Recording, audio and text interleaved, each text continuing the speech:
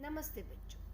इससे पहली वाली कक्षा में हमने पाठ 11 मोर पढ़ा था। उम्मीद करती हूँ आपने ये कविता अच्छे से याद की होगी।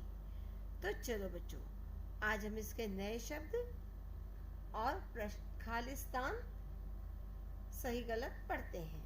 पहले कोई भी काम करने से पहले दिनांक और दिन जरूर डालना है। दिनांक 13/8/2020 दिन गुरुवार। पाठ 11 मोर।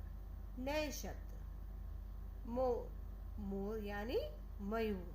मोर को हम मयूर भी बोलते हैं। मनहर। मनहर का अर्थ होता है सुंदर, जो मन को हर लेता है। हमारे मन को हरना यानी हमें कोई चीज बहुत सुंदर लगती है, उस पर हमारा मन आ जाता है, उसको बोलते हैं मनहर, सुंदर। जगत। जगत का अर्थ है संसार। जगत का क्या अर्थ है बच्चों? संसार।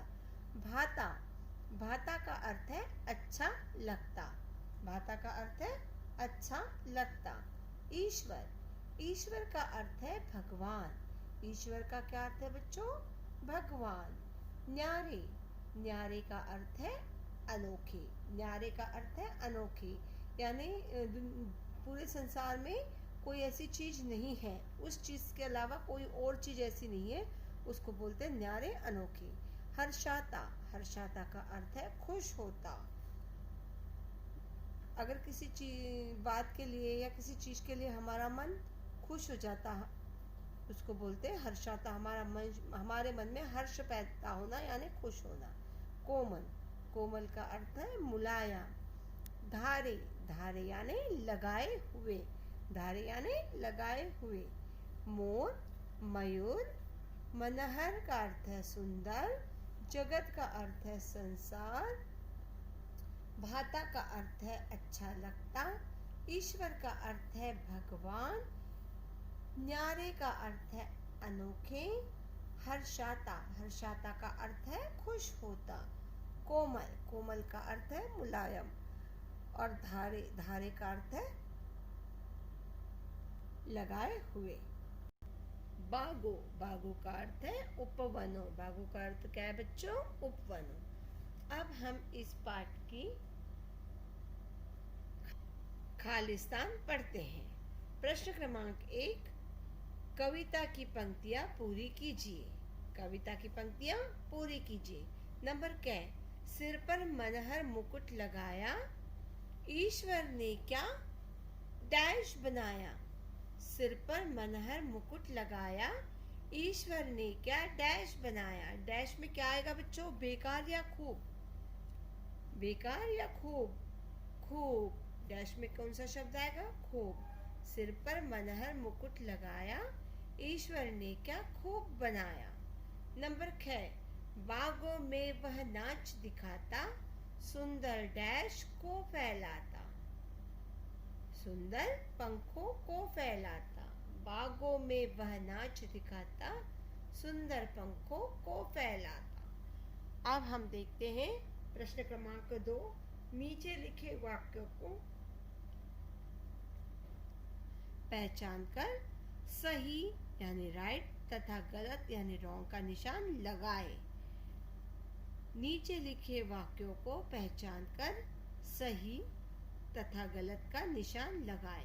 अगर बच्चों कोई वाक्य सही है तो उस पर ये चिन्ह लगाना है सही का, राइट का चिन्ह लगाना है। अगर कोई वाक्य गलत है तो उस पर गलत का यानी रॉन्ग का चिन्ह लगाना है। नंबर क, मोर को देखकर सब खुश नहीं होते। तो बताओ बच्चों, मोर को देखकर सब खुश नहीं होते, ये वाक्य सही है या गलत? ये वाक्य गलत है, क्योंकि मोर को देखकर सब खुश होते हैं। नंबर ख, बागों में मोर नाच दिखाता है। बागों में मोर नाच दिखाता है, ये वाक्य सही है या गलत? ये वाक्य सही है। मोर एक राष्ट्रीय पक्षी है। नंबर ग, मोर एक राष्ट्रीय पक्षी है। तो बताओ बच्चों, ये वाक्य सही है या गलत? सही, क्योंकि हमारा राष्ट्रीय पक्षी मोर है। नंबर घ, मोर की गर्दन लंबी होती है। मोर की गर्दन लंबी होती है। तो ये वाक्य सही है या गलत? ये वाक्य सही है। अब आपको दो शब्द जिनका अर्थ एक हो वो लिखने हैं, वो आपस में मिलाने हैं।